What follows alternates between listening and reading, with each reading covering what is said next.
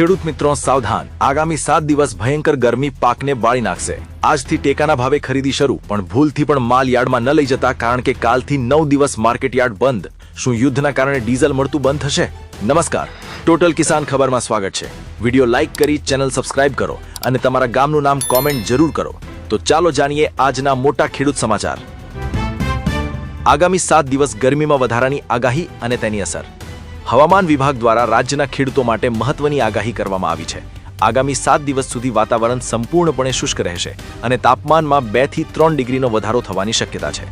રાજ્યમાં હાલ upper air cyclonic circulation system સક્રિય હોવાથી ગરમીનું જોર વધશે। ઉનાળુ પાક લેતા ખેડૂતોએ પિયત વ્યવસ્થામાં ફેરફાર કરવો પડી શકે છે। ગરમી વધવાને કારણે જમીનમાં ભેજનું પ્રમાણ ઘટશે, જેનાથી પાકને નુકસાન ન થાય તે માટે સમયસર પાણી આપવું અનિવાર્ય બનશે। ખેડૂતોએ બપોરના સમયે ખેતકાર્ય ટાળીને પોતાના સ્વાસ્થ્યનું પણ ધ્યાન રાખવું જોઈએ। ટેકાના ભાવે રવિ પાકની ખરીદીનો પ્રારંભ અને વ્યવસ્થા। ગુજરાતના ખેડૂતો માટે રાહતના સમાચાર છે કે આજથી રાજ્યમાં ચણા અને રાયડાની ટેકાના ભાવે ખરીદી શરૂ કરવામાં આવી છે।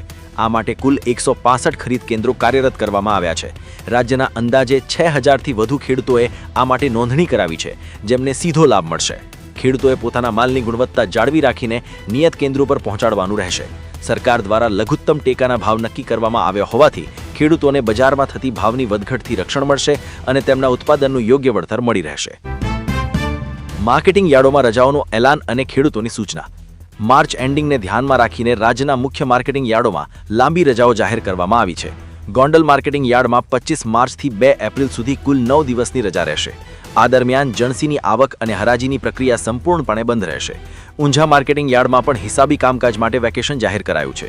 ખેડૂતોને નમ્ર અપીલ કરવામાં આવી છે કે તેઓ આ રજાઓ દરમિયાન પોતાનો પાક વેચવા માટે યાર્ડમાં ન લાવે, જેથી તેમને પરિવહન ખર્ચ અને સમયનો વ્યય ન થાય। આગામી સિઝન માટે ખાતરની ઉપલબ્ધતા અને સરકારી ખાતરી। વડાપ્રધાન દ્વારા ખેડૂતોને ખાતરી આપવામાં આવી છે કે આગામી સિઝન માટે દેશમાં પૂરતા પ્રમાણમાં ખાતર ઉપલબ્ધ છે। ખેડૂતોએ ખાતરની અછત અંગેની કોઈ પણ અફવાઓથી દૂર રહેવું જોઈએ। જરૂરિયાત મુજબના તમામ પ્રકારના ખાતરનો જથ્થો બજારમાં મળી રહેશે। સરકારે ખાતરના વિતરણ માટે પારદર્શક વ્યવસ્થા ગોઠવી છે, જેથી સંગ્રહખોરી અટકે અને દરેક નાના મોટા ખેડૂતને સમયસર ખાતર મળી શકે। ખેડૂતોએ અધિકૃત કેન્દ્રો પરથી જ ખાતર ખરીદવું અને તેના સંગ્રહ કરવાને બદલે જરૂરિયાત મુજબ જ ખરીદી કરવાનો આગ્રહ રાખવો જોઈએ। ઈંધણની અછત અંગેની અફવાઓ અને વાસ્તવિકતા। રાજ્યમાં પેટ્રોલ અને ડીઝલની અછત હોવાની અફવાઓ ફેલાઈ રહી છે, જેના કારણે ટ્રેક્ટર અને ખેતીના સાધનો માટે ઈંધણ મેળવવામાં ખેડૂતોને મુશ્કેલી પડી રહી છે। જો કે સરકારે સ્પષ્ટ કર્યું છે કે રાજ્યમાં પેટ્રોલ ડીઝલનો પૂરતો જથ્થો ઉપલબ્ધ છે। પુરવઠા વિભાગે આંકડાઓ સાથે સ્પષ્ટતા કરી છે કે કોઈ પણ પ્રકારની તંગી નથી। ખેડૂતોએ પંપ પર જઈને લાંબી લાઈનો લગાવવાની કે ગભરાટમાં આવીને ડીઝલનો સંગ્રહ કરવાની જરૂર નથી। ખોટી અફવાઓ ફેલાવવાળા તત્વો સામે કડક કાર્યવાહી કરવાની સૂચના આપવામાં આવી છે। દહેગામ પશુપાલકોના આંદોલનનો સુખદ અંત અને માંગણીઓ। દહેગામમાં છેલ્લા 12 દિવસથી ચાલતા પશુપાલકોના આંદોલનનો સુખદ અંત આવ્યો છે। પશુપાલક સંકલન સમિતિ અને સરકાર વચ્ચેની બેઠક બાદ મહત્વના નિર્ણયો લેવાયા છે। પશુપાલકોની વિવિધ સમસ્યાઓ અને માંગણીઓ પર હકારાત્મક ચર્ચા થતાં આંદોલન સમેટાઈ ગયું છે। આ નિર્ણયથી વિસ્તારના હજારો પશુપાલકોને રાહત મળશે અને તેમના દૂધના વ્યવસાયમાં આવતી અડચણો દૂર થશે। સરકાર પશુપાલકોના હિતમાં કામ કરવા કટિબદ્ધ હોવાનું જણાવવામાં આવ્યું છે, જેનાથી ગ્રામીણ અર્થતંત્રને વેગ મળશે અને પશુપાલકોની આર્થિક સ્થિતિમાં સુધારો થશે। ડિજિટલ ટોલ સિસ્ટમ અને નવા નિયમો। નેશનલ હાઈવે પર મુસાફરી કરનારાઓ માટે 1 એપ્રિલથી નવા નિયમો અમલમાં આવવાના છે। હવે તમામ ટોલ પ્લાઝા પર રોકડ વ્યવહાર સંપૂર્ણપણે બંધ કરવામાં આવશે અને માત્ર ડિજિટલ પેમેન્ટ જેમ કે ફાસ્ટેગ અને યુપીઆઈ દ્વારા જ ટોલ ટેક્સ સ્વીકારવામાં આવશે। આ પગલાંનો હેતુ હાઈવે પર ટ્રાફિકની સમસ્યા ઘટાડવાનો અને મુસાફરીને ઝડપી તેમજ સરળ બનાવવાનો છે। જે વાહનોમાં ડિજિટલ પેમેન્ટની સુવિધા નહીં હોય તેમને દંડ અથવા મુશ્કેલીનો સામનો કરવો પડી શકે છે। મુસાફરોએ પોતાના ફાસ્ટેગને અપડેટ રાખવા અને પૂરતું બેલેન્સ જાળવી રાખવાની સૂચના આપવામાં આવી છે, જેથી હાઈવે પરની સફર અવરોધ રહિત બની રહે। વીજળી પુરવઠાની સ્થિરતા અને કોલસાનો સ્ટોક। ઉનાળાની શરૂઆત સાથે વીજળીની માંગમાં વધારો થવા છતાં સરકાર દ્વારા વીજ પુરવઠો સાતત્યપૂર્ણ જાળવી રાખવાની ખાતરી આપવામાં આવી છે। પાવર પ્લાન્ટ્સ પર કોલસાનો પૂરતો જથ્થો ઉપલબ્ધ છે અને રિન્યુએબલ એનર્જીના વધતા સ્ત્રોતના કારણે વીજળીની કટોકટી ટાળી શકાશે। સૌર અને પવન ઉર્જાના પ્રોજેક્ટ્સ વીજળીની અછત નિવારવામાં પૂરક બની રહ્યા છે।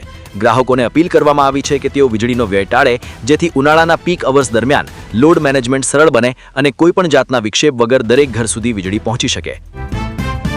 સમાન નાગરિક સંહિતા વિધેયકની રજૂઆત। ગુજરાત વિધાનસભામાં સમાન નાગરિક સંહિતા વિધેયક રજૂ કરવામાં આવ્યું છે, જે રાજ્યના તમામ નાગરિકોના સામાજિક અને કાનૂની અધિકારોમાં મોટી સમાનતા લાવશે। આ બિલ અંતર્ગત મગ્ન, છૂટાછેડા, વારસાઈ અને દત્તક લેવા જેવા વિષયોમાં તમામ ધર્મના લોકો માટે એક સમાન કાયદાઓ લાગુ કરવામાં આવશે. 144 પાનાનું આ બિલ 4 મુખ્ય ભાગોમાં વિભાજિત છે અને તે સામાજિક ન્યાયની દિશામાં એક ઐતિહાસિક કદમ માનવામાં આવે છે. આ કાયદો લાગુ થવાથી કાયદાકીય જટિલતાઓ ઓછી થશે અને દરેક નાગરિકને સમાન કાયદાકીય રક્ષણ મળશે. વિધાનસભાના બજેટ સત્ર દરમિયાન આ મહત્વપૂર્ણ બિલ પર વિસ્તૃત ચર્ચા કરવામાં આવશે. વૈશ્વિક યુદ્ધની સ્થિતિ અને તેની આર્થિક અસર. મિડલ ઈસ્ટમાં ઈરાન, ઇઝરાયલ અને અમેરિકા વચ્ચે ચાલી રહેલા તણાવની સીધી અસર વૈશ્વિક અને ભારતીય અર્થતંત્ર પર પડી રહી છે. યુદ્ધની આશંકા અને હોર્મુઝની ખાડીમાં અવરોધના કારણે ક્રૂડ ઓઇલના ભાવમાં મોટી વધઘટ થઈ રહી છે. ભારતીય શેરબજારમાં પણ આ વૈશ્વિક અસ્થિરતાને કારણે રોકાણકારોના લાખો કરોડ રૂપિયાનું ધોવાણ થયું છે. જો કે શાંતિ મંત્રણાના અહેવાલોથી બજારમાં રિકવરીની આશા પણ જાગી છે. સામાન્ય નાગરિકો માટે આ સ્થિતિ મોંઘવારીમાં વધારો કરી શકે છે, કારણ કે આંતરરાષ્ટ્રીય સ્તરે પરિવહન અને કાચા માલના ભાવ વધવાથી જીવન જરૂરી ચીજવસ્તુઓના ભાવ પર તેની અસર પડી શકે છે. મિત્રો, તમને આ માહિતી ઉપયોગી લાગી હોય તો વિડીયોને એક લાઇક આપજો અને તમારા તમામ વોટ્સએપ ગ્રુપમાં શેર કરજો, જેથી બીજા ખેડૂત ભાઈઓ પણ જાગૃત રહે અને યોજનાઓનો લાભ લઈ શકે. આપણી ચેનલ ટોટલ કિસાન ખબરને સબસ્ક્રાઇબ કરવાનું ભૂલતા નહીં. ફરી મળીશું નવી માહિતી સાથે. ત્યાં સુધી સાવચેત રહેજો, સુરક્ષિત રહેજો. જય જવાન, જય કિસાન.